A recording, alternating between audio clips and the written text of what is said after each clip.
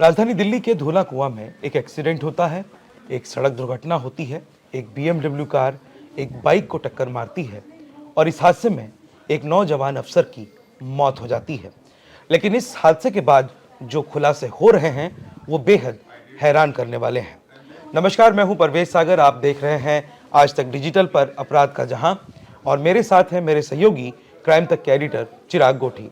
चिराग, बहुत बहुत स्वागत। चिराग, नवजोत की मौत का मामला बहुत ही पेचीदा होता जा रहा है। इस मामले में हालांकि जो आरोपी महिला है उनको गिरफ्तार कर लिया गया है और उन्हें आज न्यायिक हिरासत में भेज दिया गया 10 दिन के लिए। पूरा मामला है क्या और अब इसमें क्या अपडेट है? देखिए, इसमें जो सीसीटीवी एक सामने आया है जिससे ये पता चला है कि एक्सीडेंट किस तरह से हुआ था।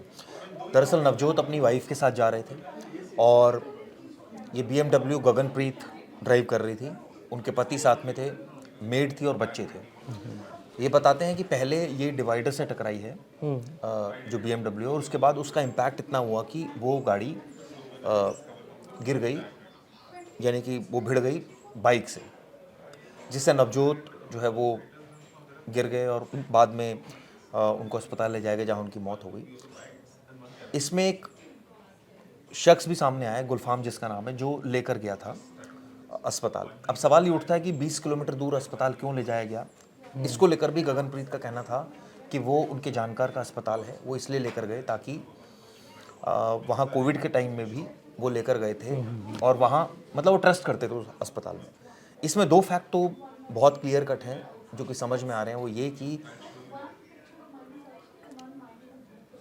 आरोपी 20 किलोमीटर अगर दूर लेकर भी जा रहा है या सजेस्ट कर रहा है तो वो उसकी मंशा क्लियर हो रही है। दूसरा, वो लेकर जा रहा है।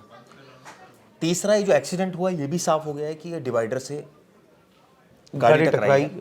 लेकिन इसका मतलब ये नहीं है कि गगनप्रीत की इसमें गलती नहीं है, क्योंकि गाड़ी बहुत तेज़ गति से थी और यही वजह रही कि वो डिवाइडर से टकरा गई और उसके बाद वो डिसबैलेंस होकर बाइक पर लग गई। और आज कोर्ट में पेश किया गया। पहले 2 दिन की जुडिशियल कस्टडी में भेजा गया था, पहले दिन जब अरेस्ट किया था गगनप्रीत को। आज वो कस्टडी ख़त्म हुई थी जुडिशियल, और आज 10 दिन की जुडिशियल कस्टडी में और भेज दिया गया है, यानी अब 27 तारीख को पेश किया जाएगा उनको। ऑब्वियसली परिवार की कोशिश ये थी कि उनको बेल मिल जाए और बेल मूव की गई है। अब आने वाले वक्त में बेल पर सुनवाई होगी। लेकिन मुझे लगता है सीसीटीवी फुटेज का मिलना, जिससे ये साफ होना कि पहले डिवाइडर में लगना, शायद, ये मैं पक्का नहीं कह सकता क्योंकि अभी ये तो कोर्ट के डिस्क्रिप्शन पर है किस तरह से देखता है, क्योंकि एक होनहार अफसर की भी मौत हुई है इसमें और नेग्लिजेंस का मामला है, और इसमें तो बल्कि गैर इरादतन हत्या का मामला भी दर्ज हुआ है। किस तरह से कोर्ट देखता है, लेकिन इस बात की चांसेस बहुत ज़्यादा है कि आरोपी सीसीटीवी को आधार बनाएगा बेल के लिए, क्योंकि उसमें वो ये बोलने की कोशिश करेगा और उनका वकील भी कि देखिए ये डायरेक्ट हिट नहीं हुई है गाड़ी, ये पहले डिवाइडर पर हिट हुई है और उसके बाद उसके इम्पैक्ट से हिट हुई है बाइक पर गिरी है। इसका मतलब ये नहीं है कि वो गलती कोई कम हो जाती है इसमें, लेकिन इसका मतलब ये तो ज़रूर है कि डायरेक्ट नहीं लगी है, तो कहीं ना कहीं मंशा थोड़ी सी इसमें डिफरेंट लग रही है, पहली बात। दूसरी बात, अब सवाल ये उठता है कि डिवाइडर में कैसे लग गई गाड़ी, क्या वाकई इतनी तेज गति से थी गाड़ी? हाँ, वही कि वाहन चालक जो महिला थी वो उस पर सवाल उठ रहा है कि क्या वो गाड़ी संभाल नहीं पा रही थी, कंट्रोल नहीं कर पा रही थी। इसमें उनका टेस्ट भी हुआ एल्कोहलिक, जिसमें वो नेगेटिव टेस्ट आया है। लेकिन अभी भी इसमें पुलिस इन्वेस्टिगेशन कर रही है, सीडीआर रिकॉर्ड चेक कर रही है।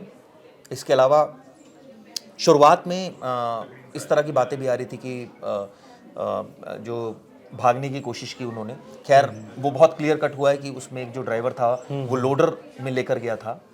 और इसकी सीसीटीवी भी हमने देखी किस तरह से एक्सीडेंट हुआ, जब नवजोत और उनकी पत्नी नीचे गिरे पड़े थे और गाड़ी भी टर्टल हो गई थी इसमें, पूरी तरह फ्लिप कर गई थी। और मैं तो मतलब इसमें ये मतलब एक तरह से कहा जाए किस्मत ही अच्छी रही कि जो दूसरा पक्ष था उनको किसी को बहुत गंभीर चोट, छोटे बच्चे भी थे, बिल्कुल। लेकिन ये बहुत दुर्भाग्यपूर्ण घटना थी जिसमें नवजोत की मौत हो गई।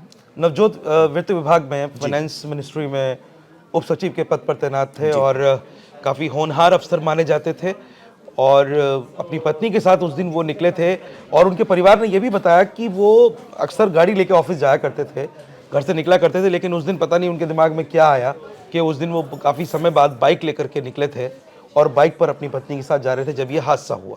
यही था ना चिराग? बिल्कुल। इसमें ये भी बात सामने है कि उनको दरअसल बाइक्स का शौक था और ये उन्होंने बाइक खरीदी थी। उसमें कई सारी उनकी पिक्चर्स भी वायरल हो रही है जिसमें वो बाइक के साथ नज़र आ रहे हैं और ये बताया जा रहा है कि वो अपने घर की तरफ जा रहे थे दिल्ली कैंट इलाके में जब ये पूरा वाकया हुआ।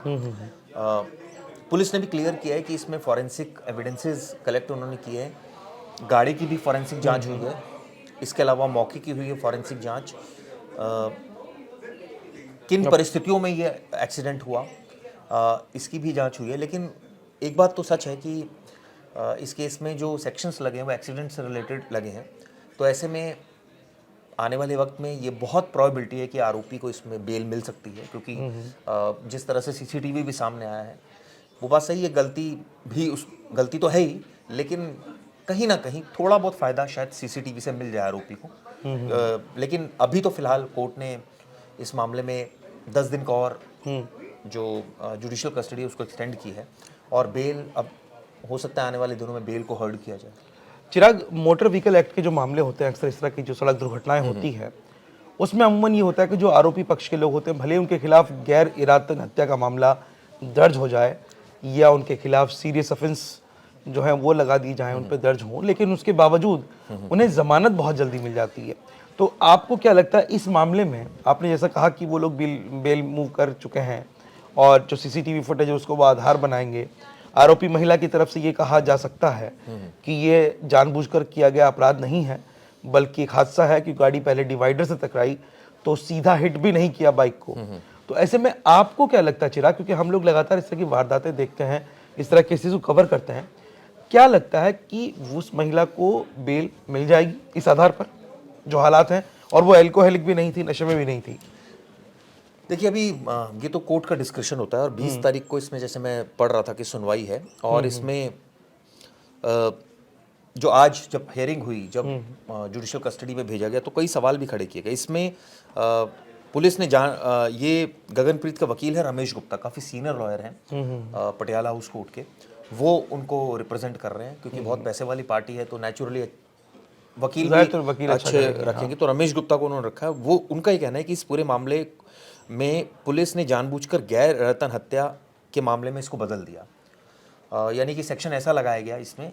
उनका कहना है कि इसे बीएनएस की धारा 304 के तहत डाला गया है, जिसकी जो सज़ा है वो उम्र कैद तक की है। यानी कि पुलिस ने इसमें उनका कहना था वकील का कि हार्ड सेक्शन लगाए हैं, लेकिन ये मामला बीएनएस की धारा 304A का बनता है। उनका कहना था 304 का नहीं बनता, 304A का बनता है, क्योंकि उन्होंने ये भी कहा कि हादसे के समय मृतक की बाइक डीटीसी बस से भी टकराई थी। इस तरह की जानकारी निकल कर आई है कि डीटीसी बस से भी बाइक टकराई थी। तो इसे तो चिराग ये कहा जाए कि तो एक दूसरा मोड है इसका कहानी में। उनका कहना है कि ड्राइवर को भी पकड़ना चाहिए डीटीसी बस के, बिल्कुल, क्योंकि अगर ऐसा है तो ये उनके वकील का कहना था। और ये भी उन्होंने कहा कि हादसे के बाद वहाँ से गुजर रही एक एम्बुलेंस ने घायलों और मृतकों को अस्पताल ले जाने से मना कर दिया था। ये भी एक फैक्ट सामने आया कि जब ये पूरा वाकया हुआ था तो मना कर दिया था एक एम्बुलेंस ने, तो उसके खिलाफ भी कार्रवाई होनी चाहिए। तो बिल्कुल होनी चाहिए। अगर ऐसा हुआ है और एम्बुलेंस खाली थी और वो मरीजों को ले आ सकता था, उस घायल व्यक्ति को ले आ सकता, बच्चे थे गाड़ी में जो उन लोगों को ले आ सकते थे, अगर नहीं ले गए तो बाकी उनके खिलाफ भी कार्रवाई होनी चाहिए। इनका ये भी कहना था कि इस हादसे में आरोपी के अपने पति और बच्चे भी जख्मी हुए थे। इसके बाद भी गगनप्रीत ने सबसे पहले पीड़ित पति पत्नी को अस्पताल पहुंचाया, यानी कि एक ये बात सच है जो उन्होंने बोली है कि उन्होंने पहुंचाया। और ये एक दुखद है, लेकिन एक ये एक्सीडेंट है। उन्होंने कहा कि इसको एक्सीडेंट की तरह ट्रीट किया जाना चाहिए और उन्होंने दिल्ली पुलिस पर तमाम आरोप लगाए। ये कहा कि अनावश्यक रूप से इस केस को गंभीर बनाने की कोशिश की जा रही है और आरोपी उतनी घायल नहीं थी जितना दावा किया जा रहा है। इस तरह की बातें पुलिस ने इस पर जवाब देते हुए कहा कि आरोपी उतनी घायल नहीं थी जितना ये दावा किया जा रहा है। और पुलिस का कहना था कि गगनप्रीत ने घायल को बहुत दूर के अस्पताल में एडमिट कराया। ये एक दलील थी पुलिस की। अच्छा। कि भाई वो चाहते तो पास में करा सकते थे, लेकिन इतनी दूर क्यों ले गए, जबकि गगनप्रीत की तरफ से कहा गया कि वो उनके जानकार का था और उनको ट्रस्ट था, इसलिए वहाँ लेकर गए थे वो लोग। तो चिराग, जो अभी जो स्थिति बन रही है वो तमाम चीज़ें आपने अपडेट कर दी, दर्शकों को आपने बता दिया कि पूरा घटनाक्रम, और इस चिराग ने इसमें जो खास चीज़ बताई है वो ये है कि इस मामले में एक डीटीसी बस का जिक्र है कि बस जो थी वो भी बाइक से टकराई थी। क्योंकि ये भी एक फैक्ट था प्रवेश की इसमें पीड़ित को दूर अस्पताल ले जाने से उसकी मौत हुई है, ये आरोप लगाया गया कि अगर शायद सामने आर्मी हॉस्पिटल था वहाँ ले जाते, क्योंकि दिल्ली कैंट का मामला है, पास में था आर्मी हॉस्पिटल, वहाँ ले जाते तो शायद बच जाते, जान बच जाती। हाँ, तो ये दूर लेकर गए, उससे बड़ा इम्पैक्ट पड़ा क्योंकि उस समय बड़ा क्रूशल टाइम होता है। और हाँ, जब वो ये- फर्स्ट 5 मिनट 10 मिनट्स जो होते हैं दुर्घटना के बाद के, बल्कि उन्होंने इतनी कोर्ट ने इस मामले में जो सीसीटीवी फुटेज को भी संरक्षित करने की जो अर्जी है उस पर सुनवाई गुरुवार को होगी और गगनप्रीत की जमानत पर पुलिस जो है वो अपना पक्ष रखेगी, जो उनका कहना है। शनिवार को इस पर कोई निर्णय लिया जाएगा, इस तरह की जानकारी निकल कर आ रही है। तो कहने का मतलब ये है कि इसमें एक फैक्ट तो क्लियर है कि गगनप्रीत खुद उनकी जो पीड़ित थे उनको उन्होंने अस्पताल पहुंचाया, इसमें कोई शक नहीं है। और बल्कि उनका तो ये कहना था कि एम्बुलेंस का भी रोल था और प्लस एक डीटीसी बस का भी रोल आया, तो यानी कि अपनी तरफ से वो दलीलें रख रहे हैं और उनका कहना है कि इसको एक एक्सीडेंट के तौर पर ट्रीट किया जाना चाहिए। लेकिन देखिए एक बात सच है कि एक घटना हुई है जिसमें एक होनहार अफसर की जान गई है। बिल्कुल, तो बिल्कुल। ये कोई इतना इसको साधारण तरीके से ट्रीट भी नहीं किया जाना चाहिए, जो मेरा इंडिविजुअल मानना है, क्योंकि एक संगीन इसमें सेक्शन पुलिस ने लगाया, इसी वजह से पुलिस ने संगीन सेक्शन लगाया। अब देखते हैं कोर्ट इस पर क्या आरोप अख्तियार करता है। तो कुल मिलाकर के आपने देखा कि किस तरह से इस मामले में कई पक्ष निकल करके आए हैं, नए खुलासे हुए हैं। जैसा कि चिराग बता रहे थे, एक डीटीसी बस का जिक्र हुआ है कि बाइक जो है वो नवजोत की जो बाइक थी वो एक डीटीसी बस से भी टकराई थी और ऐसे में जाहिर तौर पर जो डीटीसी बस के ड्राइवर है उनसे भी पूछताछ होनी चाहिए और हो सकता है पुलिस इसमें कार्रवाई कर रही हो। तो ये तमाम तरह के पहलू सामने हैं, फैसला अदालत को करना है और जो आरोपी महिला है उनको 10 दिन के लिए जेल भेजा जा चुका है। उनकी जमानत भी साथ साथ जमानत पर अर्जी भी लगा दी गई है, जिस पर अदालत को फैसला करना होगा। इस केस पर हम नज़र बनाए रहेंगे। तब तक आप देखते रहिए आज तक डिजिटल और मुझे दीजिए इजाज़त। नमस्कार।